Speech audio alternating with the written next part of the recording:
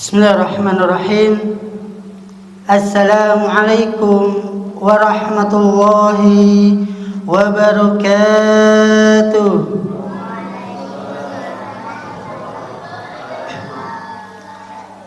Alhamdulillahilladzi nahmaduhu haqqa hamdihi wa nashkuruhu haqqa syukrihi wa na'buduhu haqqa ibadatihi wa nujahidu fi sabili haqqa jihadihi wa natawakkalu alaihi haqqa tawakkulihi wa salawatullahi wa salamuhu ala khairi khalqihi nabiyyihi wa rasulihi wa ala alihi wa sahbihi wa man sara ala nahjihi wa ihtada bihadihi ila yaumi liqa'ihi.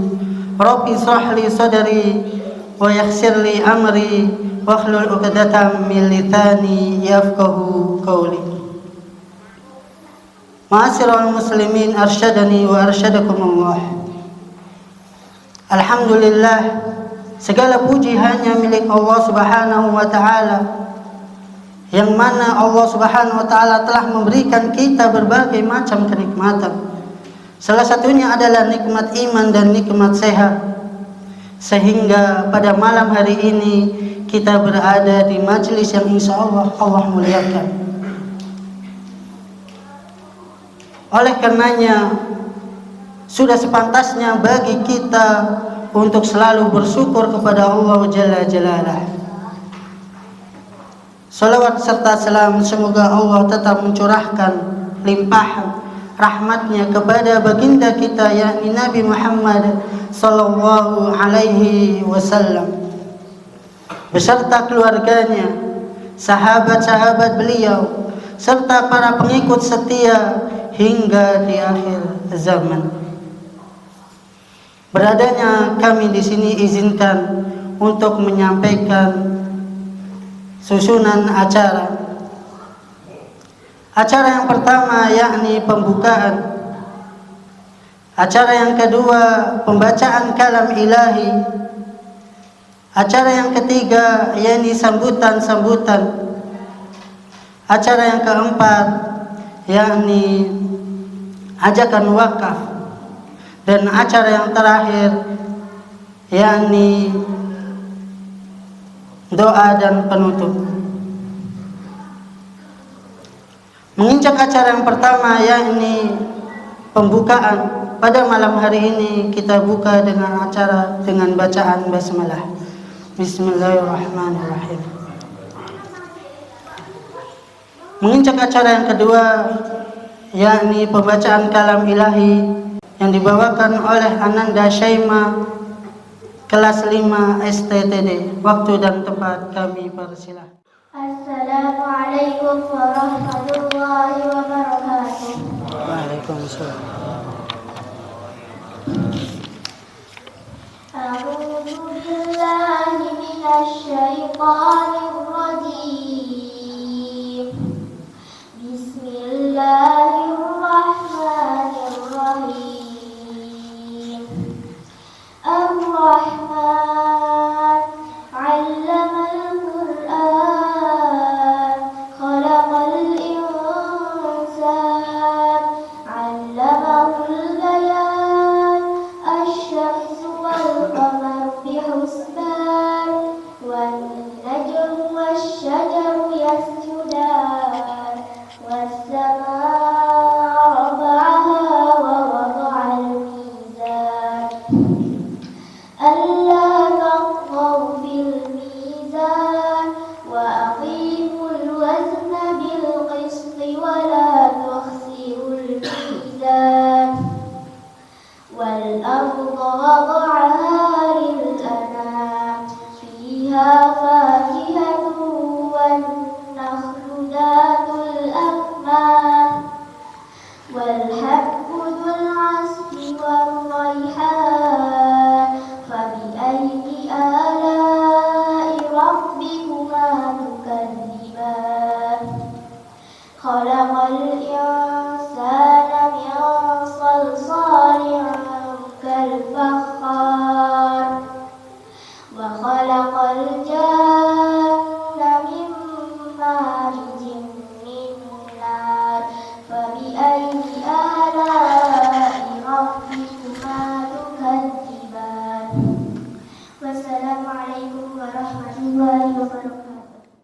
menginjak acara yang selanjutnya, yakni sambutan yang pertama akan disampaikan mewakili dari Ta'mir Masjid, yaitu Ustadz Rialat Merhendra Utomo, dan sambutan yang kedua yakni sambutan perwakilan dari BWA, Badan Wakaf Al-Quran, yang akan disampaikan oleh Ustadz Leo Deni Saputra.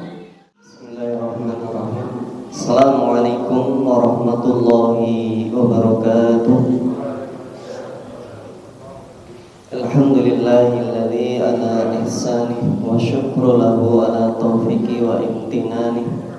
Asyhadu an la ilaha illallah ta'ziman li sya'ni wa asyhadu anna Muhammadan abduhu wa rasuluhu ad-da'i ila ridwani. Allahumma salli wa sallim ala nabiyyina Muhammadin wa ala alihi wa ashabihi wa ikhwani. Kepada yang kami hormati segenap kru dan rombongan dari BWA, Badan Wakaf Al-Quran, yang saya hormati kepada para asatid dan tokoh warga masyarakat RT 52 Randu Dungkal, yang saya hormati pula kepada jamaah Masjid Ifka Randu Dungkal, serta kepada semua saja yang hadir pada kesempatan kali ini.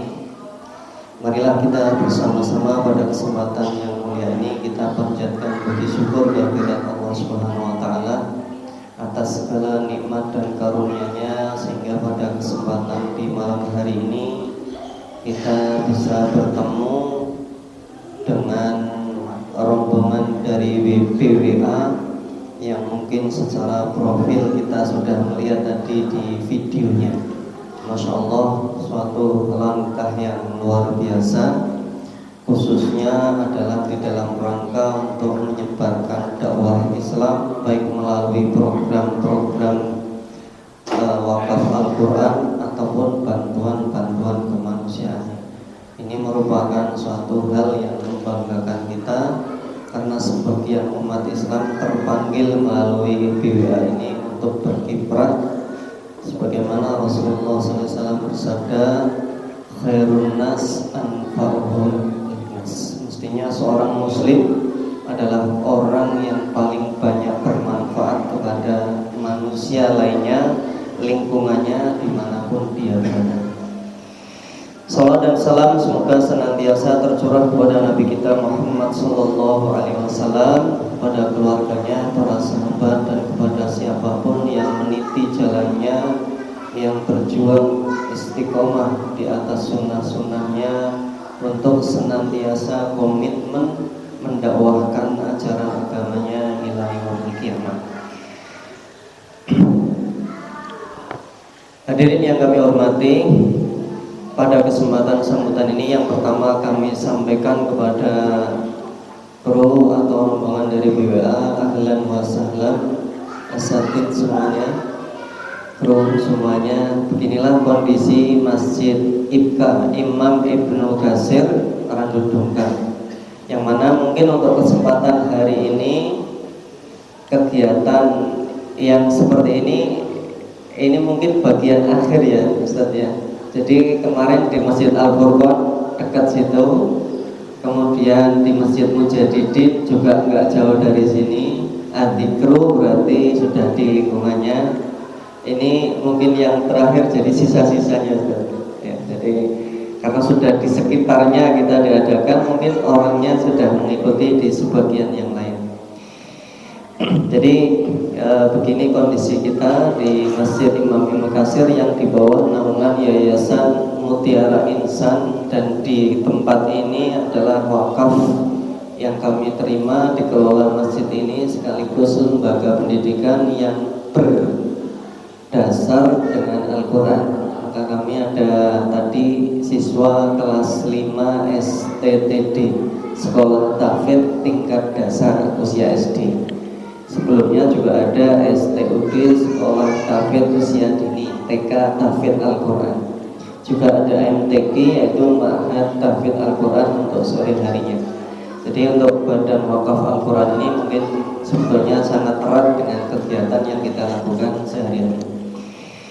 Ini yang pertama, sekali lagi saya ucapkan ahlan wa sahlan di sini bahwa kita insya Allah akan sama-sama bergerak khususnya nanti di bidang Al-Quran untuk mendasari generasi kita ke depan.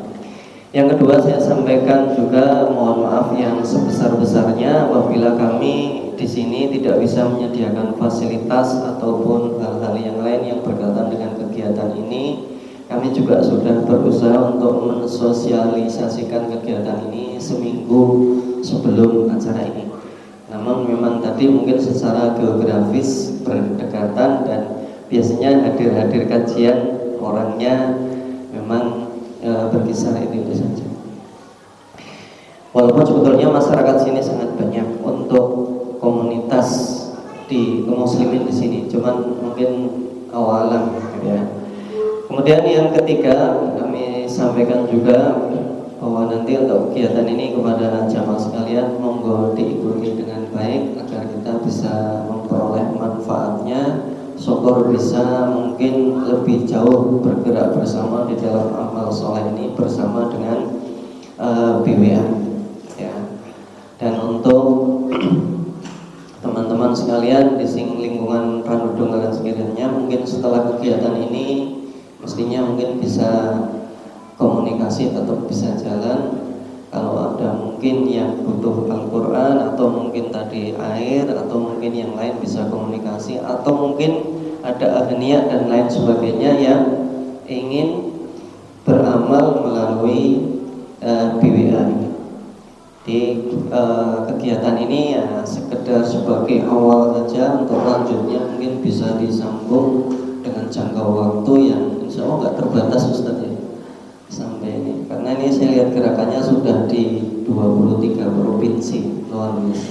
Mudah-mudahan BWA ke depan tambah maju, tambah baik dan bisa memberikan fasilitas dan pelayanan lebih banyak lagi. Saya kira dari itu sambutan dari kami. Sekali lagi mohon maaf apabila ada sesuatu yang kurang berkenan.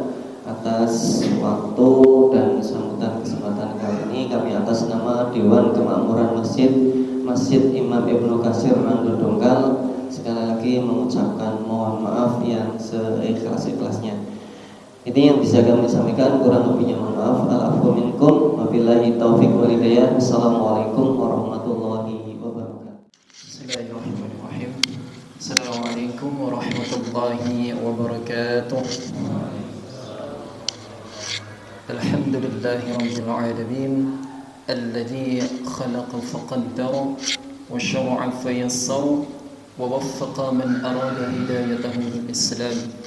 Asyhadu an la ilaha illallah wahdahu la syarika lah, ja'ala al-Islam ad-dinan qayyiman wa minhajan qawiman wa amnan wa sa'adatan wan najahan wan najatan yawmal qiyamah.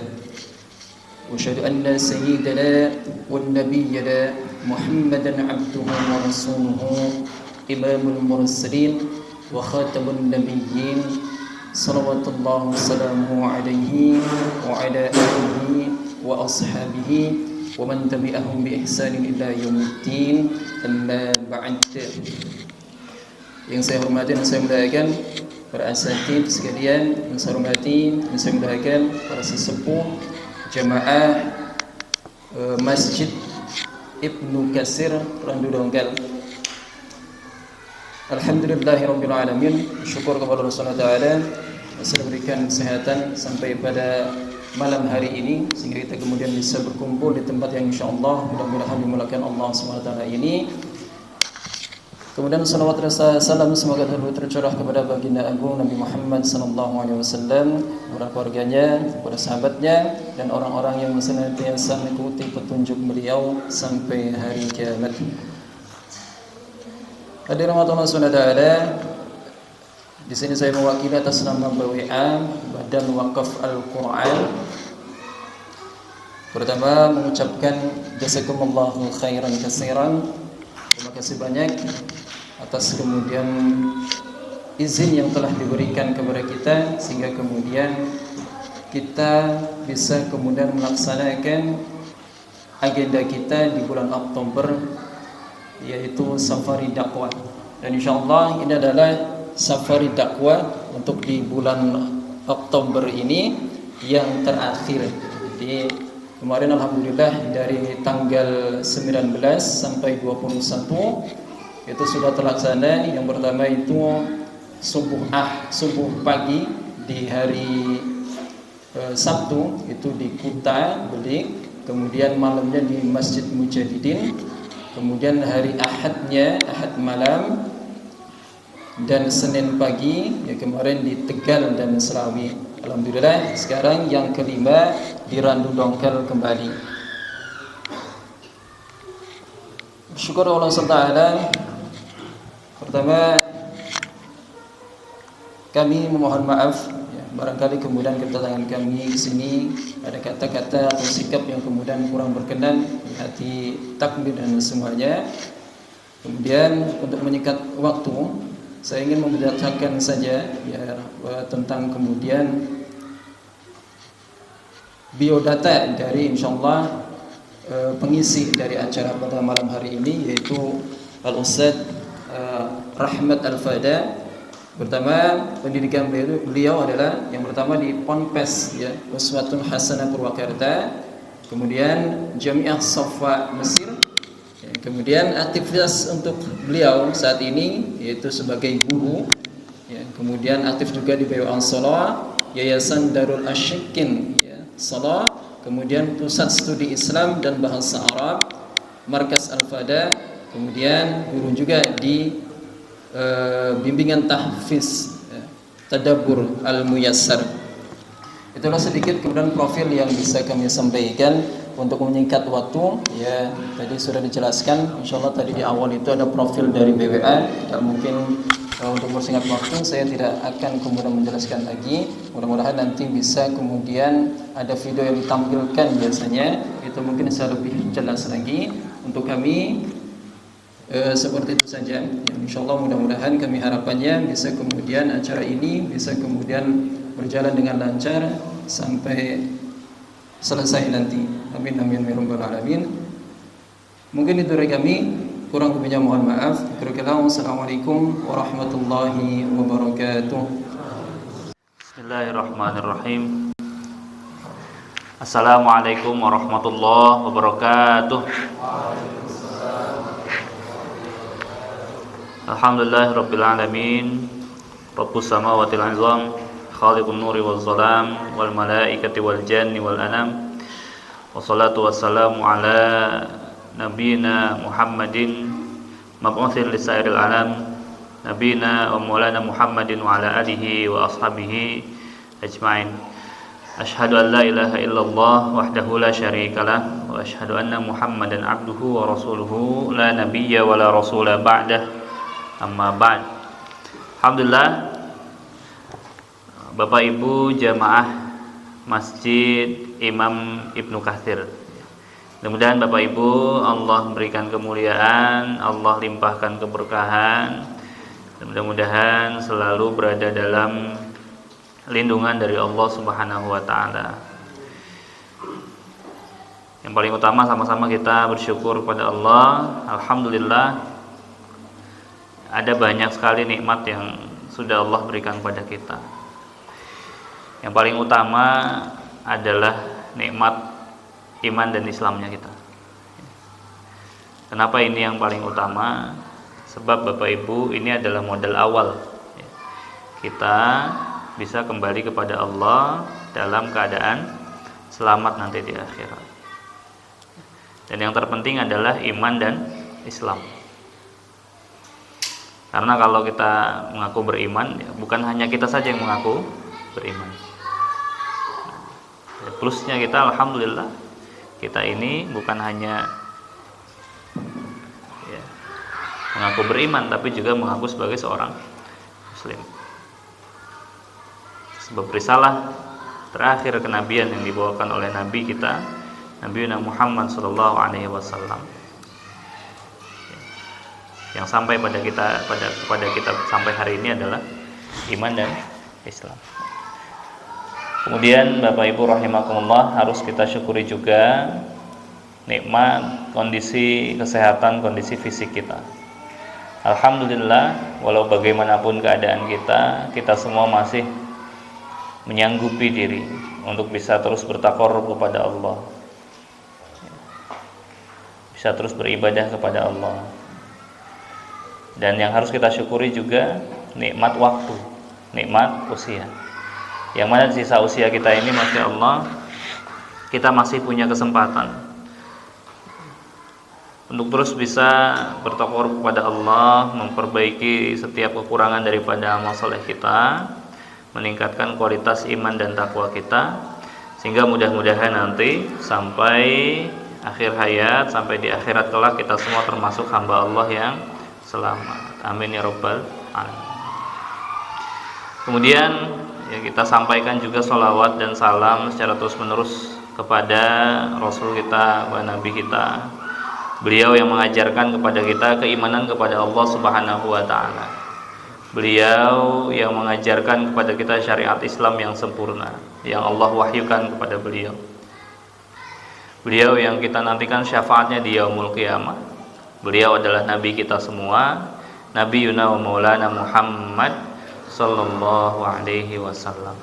Alhamdulillah Bapak Ibu rahimakumullah yang kami hormati, Ustadz, Ustadzah dan jamaah sekalian, mohon izin kami hadir di depan Bapak Ibu menyampaikan ya, beberapa hal. Mungkin bukan berarti kami yang terbaik ya. Kita semua sama-sama belajar, kita semua ya, sama-sama saling bermuhasabah. Bapak Ibu rahimakumullah, nama saya Rahmat Al-Fada. Cuma kalau di Indonesia Al-Fada itu memang seolah-olah kepanjangan, Pak.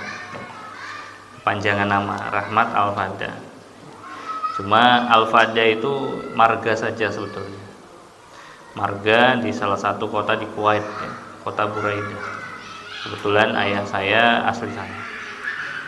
Bapak Ibu rahimakumullah, alhamdulillah sekali lagi kami mengaturkan terima kasih kepada Bapak Ibu atas kesempatan yang sudah diberikan pada kami untuk bisa hadir bersilaturahim dengan Bapak Ibu ya, dalam rangka safari dakwah yang diadakan oleh Badan Wakaf Al-Quran cabang Tegal.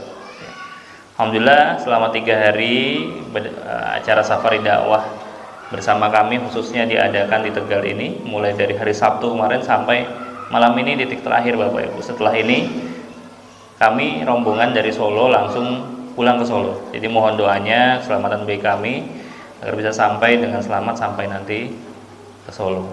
Bapak Ibu rahimakumullah, sedikit kami memperkuat saja walaupun tadi sudah diputarkan banyak sekali video ya terkait bagaimana kegiatan daripada Badan Wakaf Al-Quran ini. Jadi BWA itu Bapak Ibu lembaga yang sudah berdiri selama 20 tahun. Awal berdiri dulu kurang lebih sekitar tahun 2005 di Jakarta. Kemudian beberapa waktu setelah itu BWA membuat beberapa perwakilan di beberapa kota. Salah satunya di Tegal ini. Apa yang dilakukan selama hampir 20 tahun ini ya seperti namanya, Badan Wakaf Al-Quran. Memang sejak awal secara khusus BWA ini adalah lembaga penyalur wakaf Al-Quran. Namun yang dilakukan BWA tidak hanya sekedar menyalurkan Al-Qurannya saja. Tujuan utamanya adalah bagaimana Al-Quran itu bisa diajarkan kepada saudara-saudara muslim kita, khususnya mereka yang memang kondisi tempatnya itu tidak semudah kita, untuk bisa belajar, untuk bisa beribadah kepada Allah, kekurangan fasilitas dan lain sebagainya. Namun pada perjalanannya, ketika kami datang ke beberapa daerah, ternyata menemukan kasus yang berbeda. Bukan hanya kebutuhan Al-Quran saja. Ada daerah itu yang ternyata airnya tidak bagus, tidak layak untuk digunakan berwudu, tidak layak untuk digunakan minum, makan dan lain sebagainya. Sehingga diprogramkanlah wakaf air bersih seperti tadi. Kemudian ada juga satu daerah ternyata belum sampai listrik ke sana, maka diupayakan diadakan wakaf pembangkit listrik. Nah, inilah yang dilakukan oleh BWA selama hampir 20 tahun. Alhamdulillah Bapak Ibu, Al-Quran yang sudah tersalurkan itu kurang lebih sekitar ya kalau total khususnya di pedalaman itu sekitar 2.100.000-an Al-Quran lebih. Nah, kalau di Tegal informasinya yang kami dapatkan itu kurang lebih sekitar 42.000 Al-Quran ya, kalau nggak salah yang sudah tersalurkan di Tegal dan sekitarnya. Ya. Bapak Ibu rahimakumullah, maka silakan nanti, alhamdulillah di sini ada lembaga pendidikan, disaling bersinergi dengan Badan Wakaf Al-Quran Tegal, bisa disampaikan sehingga nanti terjadi kerjasama yang mudah-mudahan menjadi manfaat untuk semuanya, mencetak para pengemban dakwah, mencetak para ahli Quran yang insya Allah menjadi kebaikan ke depan untuk umat Islam ini. Bapak Ibu rahimakumullah, kenapa kami kok fokusnya ke pedalaman lebih banyak, terutama dalam bidang pembinaan? Kalau di kota itu kami melakukan wakaf Al-Quran, bagian pembinaannya kami serahkan kepada masjid setempat yang bertanggung jawab atau kepada lembaga-lembaga terkait. Namun khusus di pedalaman ini memang BWA yang menyediakan ustadz-ustadzahnya. Sebab kondisi di sana itu tidak seperti kita. Alhamdulillah Bapak Ibu, kalau kita mau merenung, kita ini alhamdulillah Allah tempatkan kita tinggal di tempat yang bisa dikatakan sangat mudah sekali untuk bisa beribadah kepada Allah. Buktinya apa? Kita bisa lihat rumah kita saja masih bertetangga dengan masjid. Itu pun kita masih berat sekali ya untuk berangkat ke masjid. Bisa kita muhasabah saja. Ya, ketika waktu azan tiba saja kita datang ke masjid lebih dulu azan atau lebih dulu kita kan. Ya. Terkadang kita nantilah sebelum qomat begitu atau dan lain sebagainya, padahal tidak betul-betul uzur sebetulnya. Ya.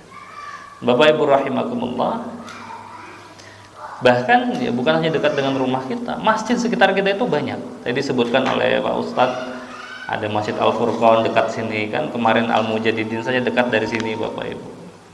Ada masjid apa lagi? Sekitar kita banyak. Kemanapun kita pergi pasti kita melewati masjid. Silakan coba saja. Perjalanan jarak 10 km saja Bapak Ibu, hitung masjid yang Bapak Ibu lewati. Atau iseng-iseng buka map saja Bapak Ibu, buka Google Maps, ketik masjid itu. Hitung radius Bapak Ibu sekitar berapa meter itu, ya, ada berapa masjid itu. Ada banyak masjid sekitar kita. Dan rata-rata Bapak Ibu, masjid di sekitar kita, khususnya di kota ini, masjidnya bagus, nyaman digunakan untuk ibadah, punya fasilitas yang memadai untuk ibadah, airnya bersih untuk berwudu, listriknya jalan, punya Quran, punya pengajian. Kami Bapak Ibu, khususnya di Solo ini, ya, kami pernah melakukan survei. Rata-rata, saya rasa di kota manapun tidak jauh beda lah. Ya. Rata-rata masjid di perkotaan itu 1 pekan sekali pasti ada pengajian. Ada yang 1 pekan 3 kali, ada yang setiap hari. Saya pernah Bapak Ibu perjalanan pulang mudik dari Cilacap ke Solo, ya, mampir di salah satu masjid masih wilayah Yogyakarta, cuma bukan masjid Jogokarian. Kalau Jogokarian kita tahu semua bagaimana kegiatan. Saya lupa nama masjidnya apa itu. Kegiatan di masjid itu setiap waktu sholat Pak. Lalu nanti bisa dicontoh di sini. Setiap waktu sholat itu disediakan ustadznya khusus, setiap waktu sholat itu ada. Setiap waktu sholat itu para ustadz maupun ustadzah sudah memposisikan diri. Yang mau nanti diumumkan oleh takmir. Yang mau belajar bahasa Arab silakan ke ustadz sebelah sana. Yang mau belajar fikih ibadah ke ustadz sebelah sana. Yang mau belajar muamalah ustadz sebelah sana. Yang mau menambah hafalan Al-Quran atau hadis silakan ke ustadz yang di sebelah sana. Dan lain sebagainya. Sampai begitu Bapak Ibu. Saking mudahnya kita ini untuk bisa melakukan itu. Paling tidak minimal 1 pekan sekali saja kita sudah cukup lah. Sudah Masya Allah masjid bisa mengadakan itu. Kalaupun kalau bisa memang masjid itu mengadakan kajian-kajian khusus, bukan hanya kajian umum saja, supaya masyarakat itu ya, tidak hanya menerima materi-materi umum saja, ya, materi syariat juga dia dapat, materi fikihnya dan lain sebagainya. Paling tidak apa yang menunjang ibadah sehari-hari. Bapak Ibu rahimakumullah, ini bisa kita lakukan dengan mudah di perkotaan karena ustadznya banyak, masjidnya memadai dan lain sebagainya. Tapi di pedalaman Bapak Ibu jauh berbeda dengan kita. Pengajian di pedalaman itu tidak bisa diadakan sesering kita. Setiap kali Badan Wakaf Al-Quran mulai masuk ke satu daerah pedalaman, para ustadz itu selalu bercerita, kami itu kalau ngajar katanya paling tidak 1 bulan sekali, itu pun hanya nginep 4 hari saja. Bapak Ibu, sampai seperti itu. Karena sisanya mereka harus mencari nafkah dulu di kota. Sedangkan jarak ke kota sampai ke pedalaman itu membutuhkan ongkos sekali jalan minimal sampai 700.000 sekali jalan. Ya, bisa dibayangkan. Dan perjalanannya tidak 1 jam 2 jam, Bapak Ibu. Saya tadi pagi masih di Tegal. Perjalanan ke sini 1 jam melewati jalan apa ya nama daerahnya itu? Ya Jatinegara, yang jalannya naik turun gitu. 1 jam itu masih kecil lah ya. Dibandingkan perjalanan di pedalaman. Harus melewati jalanan berlumpur, kadang ban itu terjebak, Bapak Ibu. Terkadang harus melewati lautan hampir 24 jam. Para ustadz itu di daerah Kalimantan, Sintang, Kalimantan Barat, ada binaan Badan Wakaf Al-Quran yang dibina oleh salah satu ustadz kami, namanya Ustadz Yamin. Binaan di pedalaman suku Dayak, sekitar 700-an kakak masuk Islam di sana. Ya, kurang lebih 2000-an mu'alaf yang sedang kami bina di sana. Itu beliau, Bapak Ibu, mau masuk ke daerah situ, nggak bisa lewat jalur darat, full sungai. Dan perjalanan sekitar 4 jam untuk masuk ke situ. Bapak Ibu rahimakumullah, begitulah kondisi-kondisi di pedalaman itu. Maka kita bersyukur, Pak. Kita bersyukur masih tinggal di kota ini, ya. Maka kita semangat beribadah. Ketika ada panggilan keimanan, panggilan pengajian, panggilan ibadah, segera hadiri. Ya, sehingga kita mendapatkan kemuliaan dari Allah Subhanahu wa taala. Karena apa? Ya, Allah sudah memberikan kemudahan kepada kita. Bapak Ibu rahimakumullah. Nah, itu yang dilakukan oleh BWA selama 20 tahun lamanya. Bapak Ibu, maka kami hadir silaturahim pada Bapak Ibu dengan maksud dan tujuan yang mudah-mudahan nanti bisa diterima. Kami di sini nanti bukan hanya mungkin nanti Bapak Ibu akan melakukan sinergi dan lain sebagainya, terutama dari Takmir atau DKM Masjid mungkin akan melakukan kerjasama dengan BWA. Selain itu juga nanti kami akan mengajak Bapak Ibu untuk sama-sama, mungkin bagi yang longgar kita bantu mereka yang ada di pedalaman dengan wakaf Al-Quran yang bisa kita keluarkan selonggarnya kita. Bapak Ibu rahimakumullah, namun sebelum itu mari kita sama-sama ulas dulu terkait bagaimana pentingnya kita melakukan amaliyah ini, terutama wakaf ini. Ya, makanya dari BWA cabang Tegal memberikan tema yang sudah Bapak Ibu ketahui, yang beramal cerdas dengan amalan jariah. Karena ada kaitannya, Bapak Ibu rahimakumullah. Dalam satu riwayat hadis, ya, mungkin saya akan mulai dari hadis riwayat Imam Ibnu Majah nomor 4259. Di situ sahabat Ibnu Umar radhiyallahu anhuma menceritakan, kuntu jalisan ma'a Rasulillah sallallahu alaihi wasallam. Suatu ketika, kata beliau, kami pernah bermajlis di majlis Rasulullah, sedang bermajlis dengan Rasulullah. Artinya ada banyak sahabat ya, saat itu.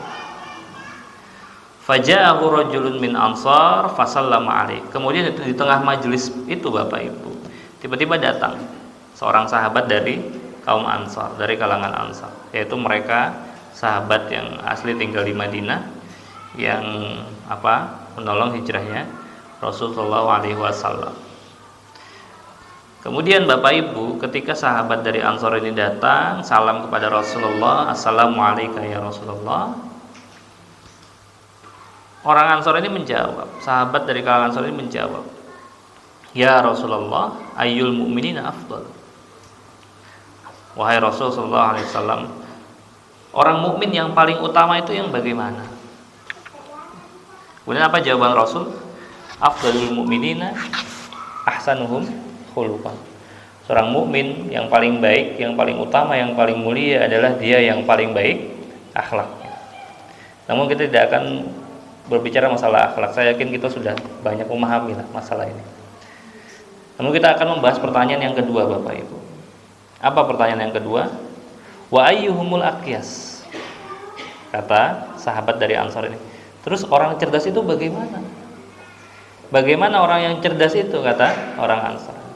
Kemudian Rasul menjawab, al-aqyasu aktsaruhum lil mauti dzikra wa ahsanuhum lahu isti'dadan.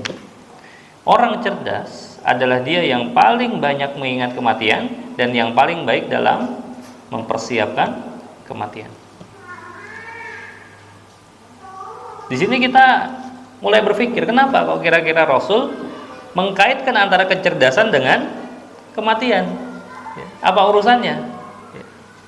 Ternyata Bapak Ibu rahimakumullah, orang yang cerdas dia akan berpikir dengan maklumat-maklumat yang dia dapatkan, ilmu-ilmu yang sudah dia dapatkan, pengetahuan-pengetahuan yang sudah dia dapatkan, bahwasannya kita yang namanya hidup di dunia ini tidak akan lama.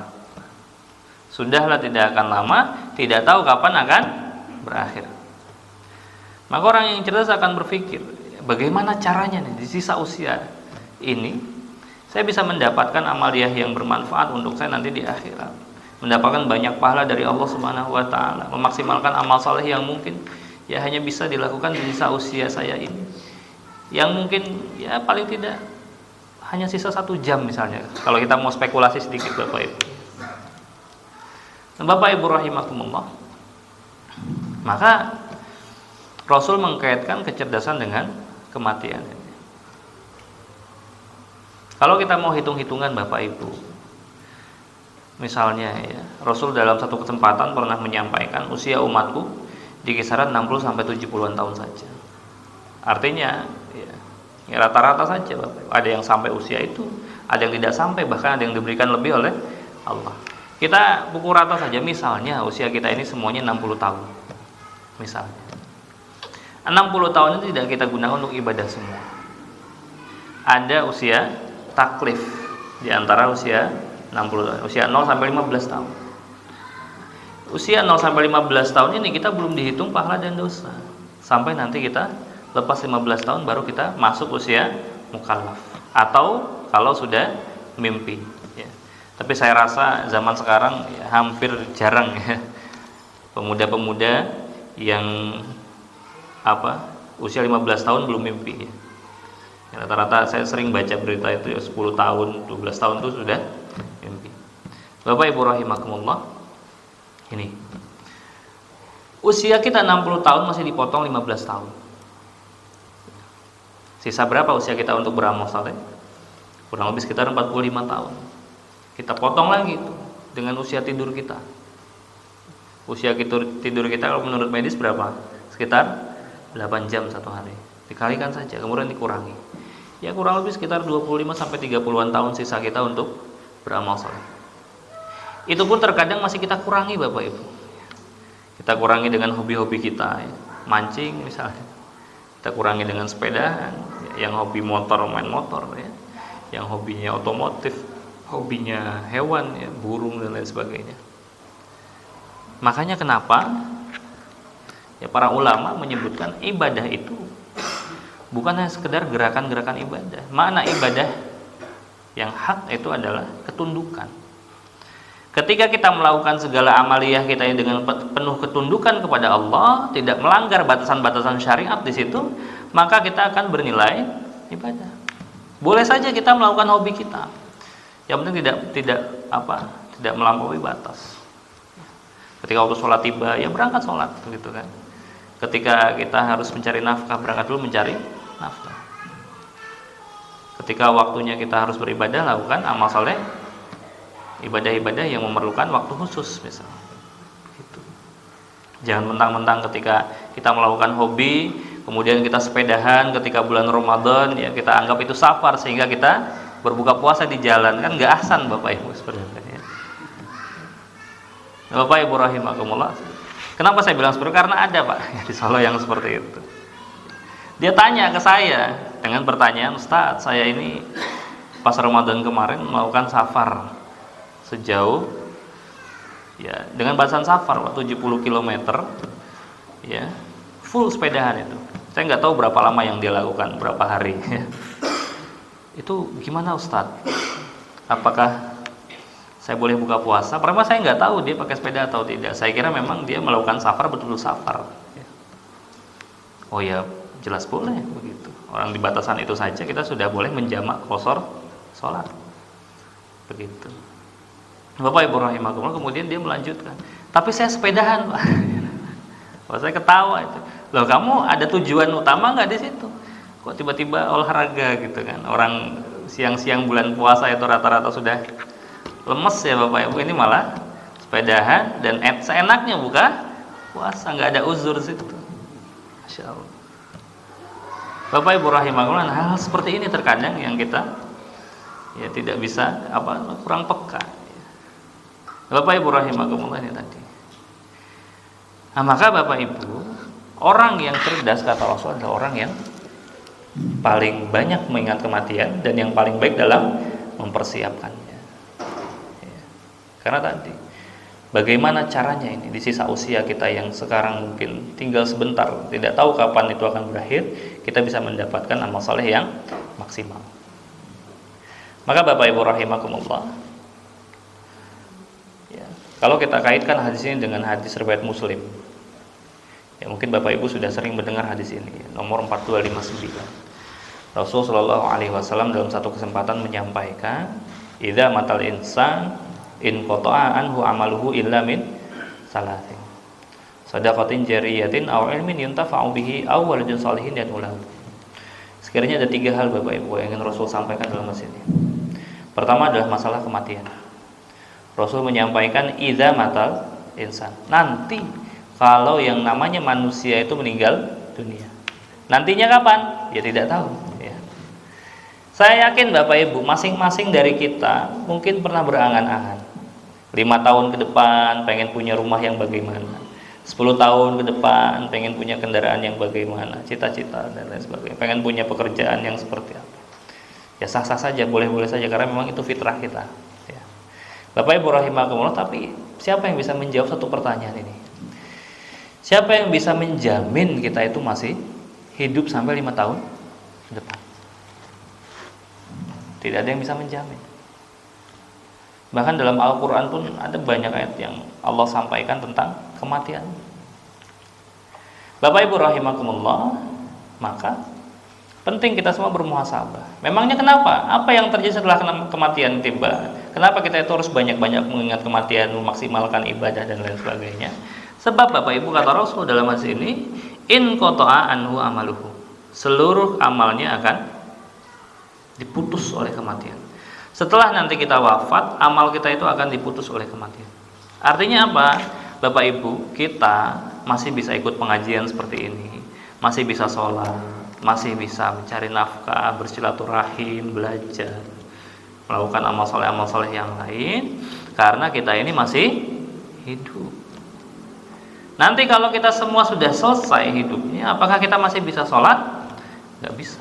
Masih bisa baca Quran? Tidak bisa ya. Nah Bapak Ibu, yang perlu kita ketahui ya, sebelum saya lanjutkan, jadi yang disebut amal itu ada 2 jenis Pak. Ada yang disebut dengan, ya para ulama menyebutnya al-a'mal as-sawabit ya. A'malun sabitah, amal sawabit. Apa itu? Yaitu amalan-amalan yang kalau kita amalkan, pahala atau dosanya hanya akan kita dapat saat kita amalkan saja. Kita baca Quran, dapat pahala baca Quran tidak? Dapat. Tapi kalau kita tidak baca Quran, kita dapat pahala baca Quran tidak? Tidak dapat. Bapak Ibu rahimakumullah, atau misalnya ketika kita berzikir ya, dapat pahala zikir atau tidak? Dapat pahala zikir. Kalau kita tidak sedang berzikir, dapat pahala zikir tidak? Tidak dapat. Sholat dan lain sebagainya itu termasuk amal sawabit tadi. Yang kedua, ada yang disebut dengan al-a'mal al-jariyah. Amal jariyah, yaitu apa? Amalan-amalan yang kalau kita amalkan, pahala atau dosanya akan terus kita dapatkan. Jadi mengalir terus pahala dan dosa itu. Hari ini kita amalkan, besok, lusa dan seterusnya masih Allah alirkan ke alam kepada kita. Nanti kalau kita meninggal dunia, Allah kirimkan ke alam kubur kita itu. Bagaimana kalau yang kita amalkan dosa jariyah? Nauzubillahi min dzalik. Contoh Bapak Ibu, ini sering kita lakukan. Bahkan saking seringnya, saking kebiasaannya, kita sampai tidak sadar kalau kita melakukan itu. Apa kira-kira? Menggosip, menggibah orang lain. Mungkin awalnya hanya kita ini yang tahu tentang keburukan orang lain. Tapi yang namanya kita ya lidah itu gatal Pak. Kalau nggak ngomongin orang itu rasanya gimana ya? Ngobrol itu hambar Pak. Nggak seru. Tapi ini cobaan, ujian dari Allah Pak. Ya, awalnya hanya kita yang tahu. Kita ceritakan kepada 3 teman kita lagi ronda, misal Pak, kemarin saya lihat bapak itu begini. Kemarin saya lihat bapak itu bawa perempuan ke rumahnya. Padahal adiknya mungkin ya, kita tidak tahu karena warga baru dan sebagainya. Ya. Kita sampaikan. Atau mungkin yang betul-betul keburukan, bukan fitnah. Ya. Yang betul-betul memang keburukan. Kita sampaikan pada 3 orang. Kira-kira kita bisa menjamin tidak 3 orang ini tidak menceritakan kepada orang lain? Gak bisa Pak. Nanti 3 orang ini menceritakan kepada 5 orang lainnya. Terus diceritakan. Ya. Dan masing-masing pembukaannya sama. Apa kira-kira Pak? Pak jangan kasih tahu siapa-siapa ya. Pernah begitu? Masing-masing prolognya sama begitu. Nah Bapak Ibu rahimakumullah, ini dosa jariyah yang terkadang kita lalai Pak. Atau ya yang mungkin bisa kita hindari juga adalah yang bahkan wajib seharusnya kita hindari. Kita membiarkan anak kita, istri kita tidak menutup aurat. Setiap kali aurat itu dilihat oleh yang bukan mahram, jadi dosa untuk ayahnya. Sampai dia mau menutup aurat. Bahkan dalam satu riwayat hadis ada yang menyebutkan hadisnya hasan, ada yang menyebutkan hadisnya dhaif. Tapi paling tidak ya kalau memang derajat hadisnya hasan, ini bisa kita jadikan ya, muhasabah Bapak Ibu. 1 helai rambut. 1 helai rambut. Istri kita ketika dia tidak, istri atau anak kita atau saudara perempuan kita, ketika dia tidak tutup auratnya itu kemudian dilihat oleh mahram, bukan mahramnya, 1 helai rambutnya menjadi api neraka bagi ayahnya dan suaminya. Nauzubillah min dzalik.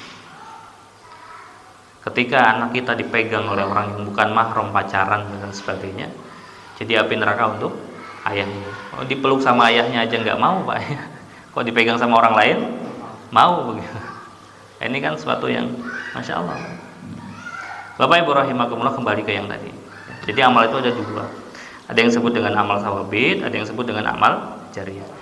Dalam hadis ini Rasul ingin menyampaikan kepada kita bahwa ada kelonggaran yang Allah berikan kepada kita berupa amal jariyah. Di tengah sisa usia kita ini yang mungkin kita tidak tahu kapan akan habis, dan kita mungkin ya bingung mau mengupayakan amal soleh apa, ternyata ada amalan yang kalau kita amalkan itu Allah akan terus memberikan pahala kepada kita. Terus bahkan nanti kita di alam kubur, ketika kita sudah tidak bisa lagi beramal, tidak bisa lagi sholat, tidak bisa lagi baca Quran, ada pahala kita dari amal jariyah ini, kita masih dapat aliran pahala itu. Itu kelonggaran dari Allah. Bukan hanya dalam hadis ini, sebetulnya kelonggaran dari Allah itu banyak Pak, banyak sekali. Termasuk misalnya diantaranya ketika kita baru berniat mau beramal soleh saja sudah dicatat pahala. Kenapa? Karena Allah pengen kita selamat Bapak Ibu. Allah pengen kita masuk surga sebetulnya. Tapi kadang kitanya ini Pak, ya, yang suka menghindar. Kitanya ini yang kadang suka menolak ajakan dari Allah. Aba wastakbar. Ya. Kita sombong menolak ajakan kebaikan dari Allah. Bapak Ibu rahimakumullah. Apa 3 amal ini? Yang pertama, kata Rasul, kalau kita mau sedekah jariyah. Apa itu sedekah jariyah? Sedekah yang kalau kita keluarkan, pahalanya itu akan mengalir Pak, pahala sedekahnya. Nah, pertanyaan sedekah seperti apa? Karena kalau sedekah yang umumnya kita keluarkan itu termasuk amal sabitah tadi. Sedekah seperti apa? Dalam Syarah Sahih Muslim nomor 1631, Al-Imam An-Nawawi rahimahullah menyampaikan bahwa sedekah jariyah yang dimaksud dalam hadis ini adalah kita berwakaf. Apa itu wakaf? Wakaf itu sedekah, tapi khusus kita keluarkan dalam bentuk barang. Ya, wakaf itu. Mungkin Bapak Ibu sudah paham semua masalah wakaf ini. Ya. Kita keluarkan dalam bentuk barang. Ketika masjid memerlukan sound system yang baru misalnya, masyarakat menitipkan dananya kepada takmir atau di KM kemudian diberikan sound system dan lain sebagainya. Digunakan azan, digunakan untuk sholat berjamaah, digunakan untuk pengajian dan lain sebagainya, mengalir pahalanya kepada yang berwakaf. Masjid ini misalnya, masjid ini tadi sebenarnya adalah wakaf, kemudian digunakan untuk ibadah, untuk pengajian, semuanya TPA, mengalir pahalanya, itulah wakaf. Kalau dalam riwayat yang lain itu Bapak Ibu, riwayat Imam Baihaqi, riwayat Imam Al-Bazzar juga menyampaikan, Syekh Al-Albani dalam Sahihul Jami menyampaikan di sini hasan. Ada 5 bentuk wakaf. Yang pertama, kalau kita mau apa? Membangun masjid. Membangun masjid ini bisa dikiaskan. Bukan hanya bangunan masjid, tapi juga lembaga pendidikan yang dalamnya dicetak generasi-generasi Quran, generasi-generasi Islam. Yang kedua, menggali sumur. Menggali sumur. Jadi ketika ada daerah yang kekeringan, tidak ada air, tapi digali sumur ternyata keluar airnya, diberikan alat pengalir. Atau masjid, musola yang memerlukan air, digalikan airnya. Tuh, menggali sumur. Ketiga, mengalirkan sungai.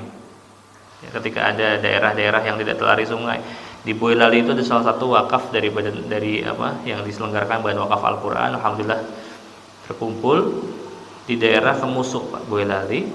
Itu warga itu tidak susah Pak mendapatkan air, walaupun digali itu nggak keluar. Ada sungai, tapi tinggi sekali Pak, dari warga di atas, sungai itu jauh di bawah, sehingga dialirkan dari sungai itu ke atas, sehingga warga mendapatkan air. Atau irigasi ya, pada masa sahabat itu ada sawah-sawah, ladang-ladang yang tidak teralirkan air, sehingga dialirkan. Bapak Ibu rahimakumullah, tadi sudah berapa? Bangun masjid, menggali sumur, mengalirkan sungai, berwakaf ladang, Pak. Ya, mewakafkan ladang. Kalau dulu zaman Rasul, ladangnya ladang kurma, sehingga redaksi Rasul au-ghursan nakhlan kan, mewakafkan ladang kurma. Tapi bisa dikiaskan di negeri kita ini ya, bukan hanya kurma yang ada Pak ya, ada sawah, ada kangkung ya, ada bahan-bahan pokok yang lain, jagung dan lain sebagainya ya. Semua hal itu Bapak Ibu bisa diwakafkan, kita sampaikan kepada orang-orang supaya produktif. Daripada sawah itu berhektar-hektar disewakan semua Bapak Ibu ya, kita hanya mendapatkan manfaat duniawinya saja. Lebih baik sebagian kita wakafkan. Kemudian yang terakhir adalah wakaf Al-Quran. Dan Bapak Ibu rahimakumullah, perlu kita ketahui bahwa amaliyah sedekah ini ternyata Allah Subhanahu wa taala ya sudah mewanti-wanti kita dalam firman-Nya surat Al-Munafiqun ayat 9 sampai ayat 11. Situ Allah menyampaikan, A'udzu billahi minasyaitonir rajim. Ya ayyuhalladzina amanu la tulhikum amwalukum wala auladukum an dzikrillah. Wa may yaf'al dzalika faulaika humul khasirun.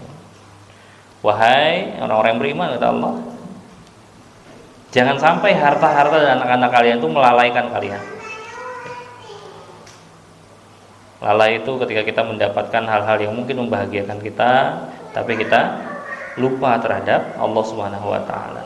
Atau ketika kita diberikan anak oleh Allah Subhanahu wa taala, ya, sebelum kita punya anak kok kita mohon-mohon, ya Allah berikan anak, berikan anak. Ketika diberikan anak hanya sebagai status sosial saja, tidak serius dalam mendidiknya, sehingga sampai dewasa anak-anak kita menjadi anak-anak yang kurang baik lah istilahnya. Bapak Ibu rahimakumullah, itu lalai.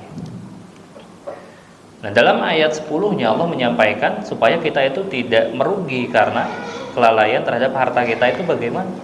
Allah menyampaikan wa anfiqu, berinfaklah kata Allah, bersedekah, berderma, didermakan ya. Wa anfiqu mimma razaqnakum, sebagian dari apa yang sudah kami rizkikan kepada kalian. Sebagian itu Bapak Ibu, Allah bahkan tidak minta 50%, Pak. Ya. Bahkan zakat saja ya tidak sampai 10% ya. Kalau sudah wajib zakat. Bapak Ibu rahimakumullah, maka sedekah semampu kita ketika kita belum wajib zakat. Karena apa? Allah mewanti-wanti Bapak Ibu, min qabli ayyati ahadakumul maut, sebelum kematian datang, kata Allah. Memangnya apa yang akan terjadi ketika seorang hamba sebelum dia meninggal dunia, kok dia sampai meninggalnya belum sempat bersedekah? Allah menyampaikan, fayaqula rabbi laula akhartani ila ajalin qarib. Ketika dalam kondisi sakaratul maut, hamba ini akan minta kepada Allah, ya Allah, Allahumma halla amhaltani, ya Allah tolong tunda kematianku sebentar saja ya Allah. Fa asaddaqa, saya mau bersedekah. Wa aku minas shalihin, dan saya berjanji menjadi hamba-Mu yang saleh. Kita tidak minta apa? Hal-hal yang pernah kita nikmati di dunia ini Bapak Ibu. Ya, rumah-rumah yang bagus kita, atau mungkin apa?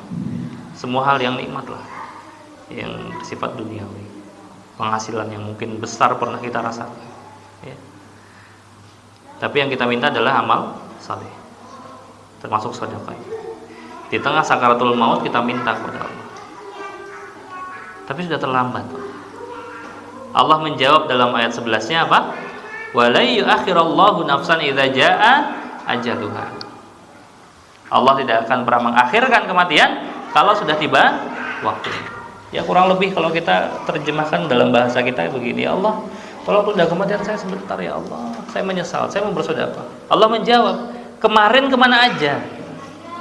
Ya, sudah diberikan waktu, diberikan usia, diberikan kelonggaran, kenapa tidak diamalkan?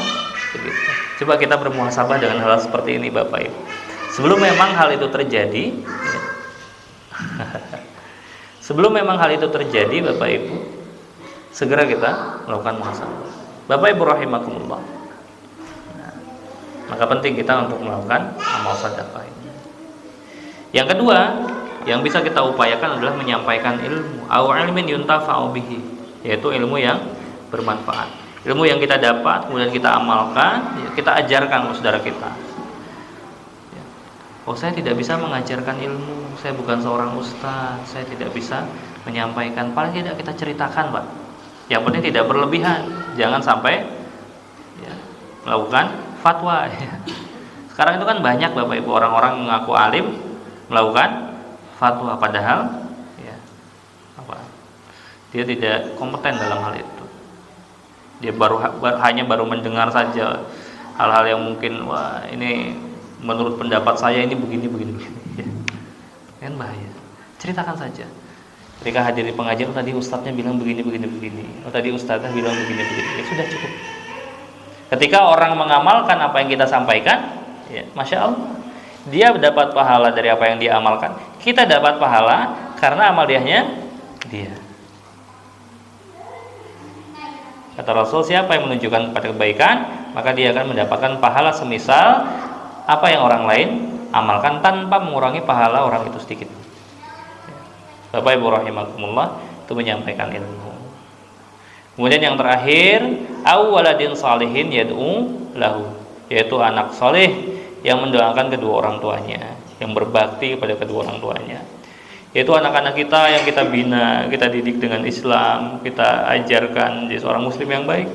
Kita kenalkan Allah kepadanya, kita kenalkan Rasul sallallahu alaihi wasallam kepadanya. Bapak Ibu, sehingga anak-anak kita menjadi anak yang saleh dan berbakti kepada kedua orang tuanya, dibuktikan dari doanya yang secara rutin dia doakan untuk kedua orang tuanya. Ketika anak kita menjadi anak yang soleh, berangkat ke masjid, ikut TPA, belajar, sekolah, ya, maka karena kesolehannya kita akan mendapatkan aliran pahala. Maka didiklah anak kita dengan baik, Pak. Ya. Mereka itu titipan dari Allah Subhanahu Wa Taala. Bapak Ibu rahimakumullah, begitupun kita. Sudah sedewasa apapun kita ini, kita adalah anak, Pak, bagi orang tua kita. Maka kita berupaya menjadi anak yang soleh sehingga orang tua kita bisa mendapatkan pahala karena kesolehan kita ini. Nah, ini Bapak Ibu, 3 amal soleh, amal jariah yang bisa kita upayakan. Ketika kita mengamalkan ini, insya Allah akan mengalirkan kepada kita pahala yang terus mengalir kalaupun nanti kita sudah di alam kubur. Maka Bapak Ibu rahimakumullah, mudah-mudahan kita bisa istiqomah, mudah-mudahan kita bisa terus berupaya menjalankan amal saleh ini. Sebagai penutup, ya, kami alamin berpesan, sekali lagi kita sama-sama bersyukur kepada Allah atas segala kemudahan yang Allah berikan kepada kita. Dari syukur kita ini kita wujudkan dengan amaliyah sehari-hari kita dengan penuh ketumbukan kepada Allah Subhanahu wa taala, menjalankan segala ibadah dari apa yang sudah Allah perintahkan kepada kita, dan menjauhi semua yang Allah larang kepada kita. Ya, kita doa sebentar nggih, Pak. Sebentar. Bismillahirrahmanirrahim. Allahumma salli ala Muhammad wa ala ali Muhammad kama sallaita ala Ibrahim wa ala ali Ibrahim wa barik ala Muhammad wa ala ali Muhammad kama barakta ala Ibrahim wa ala ali Ibrahim innaka Hamidum Majid. Alhamdulillahirabbil alamin. Hamdan syakirin, hamdan na'imin, hamdan yuwafi ni'amahu wa yukafi'u mazidah. Ya Rabbana lakal hamdu kama yanbaghi li jalalika wa li 'azimi sultanik. Allahumma ighfir lana dhunubana wa li walidayna warhamhuma kama rabbawna shaghira. Allahumma innaka anta rabbana la ilaha illa anta khalaqtana wa nahnu 'abduka wa nahnu 'ala 'ahdika wa wa'dika mastata'na. Na'udzu bika min syarri ma sana'na. Nabu'u laka bi ni'matika 'alaina wa nabu'u bi dhanbina faghfir lana fa innahu la yaghfiru dzunuba illa anta. Allahumma inna nas'aluka salamatan fid din wa afiyatan fil jasad wa ziyadatan fil ilmi wa barakatan fil rizqi wa taubatan qabla al maut wa rahmatan 'inda al maut wa maghfiratan ba'da al maut. Allahumma hawwin 'alaina fi syakaratil maut wan najata minan nar wal 'afwa 'inda al hisab. Rabbana la tuzigh qulubana ba'da idh hadaitana wa hab lana min ladunka rahmah innaka antal wahhab. Rabbana hab lana min ladunka dzurriyyatan thayyibah innaka sami'ud du'a. Rabbana hab lana min azwajina wa dhurriyyatina qurrata a'yun waj'alna lil muttaqina imama. Rabbana atina fid dunya hasanah wa fil akhirati hasanah wa qina adzabannar. Wa sallallahu ala nabiyyina Muhammad wa ala alihi wa ashabihi ajmain walhamdulillahirabbil alamin. Bapak Ibu rahimakumullah, terima kasih.